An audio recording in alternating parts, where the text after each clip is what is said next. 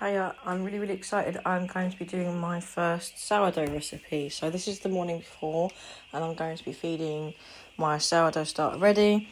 It rose for 3 days now. Yeah, 3 days. So I'm actually going to start feeding at a higher ratio, just so that I make sure that I've got enough to make my bread and a little bit left of the sourdough starter in the jar for another feeding.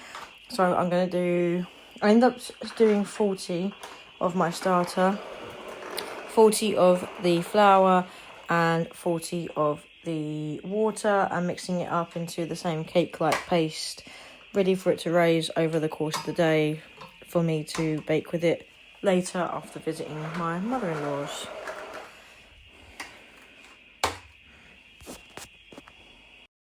So this was the following evening. I mixed 350 grams of water, 50 grams of my starter, and I mixed that in the water to get it nice and frothy.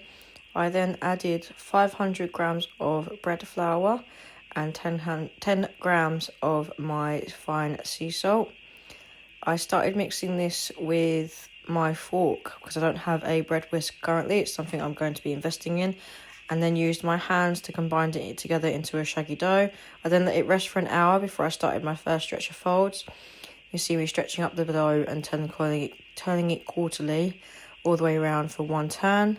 You then leave it for half an hour, do the round again. I ended up doing this 4 times before I was happy with how the bread was feeling while I was stretching it and how it was holding its shape. This is what the dough looked like after the 4 stretching and folds. You can see it's nice and smooth, and when I poke it, it comes away, but it's no longer sticking to my hand.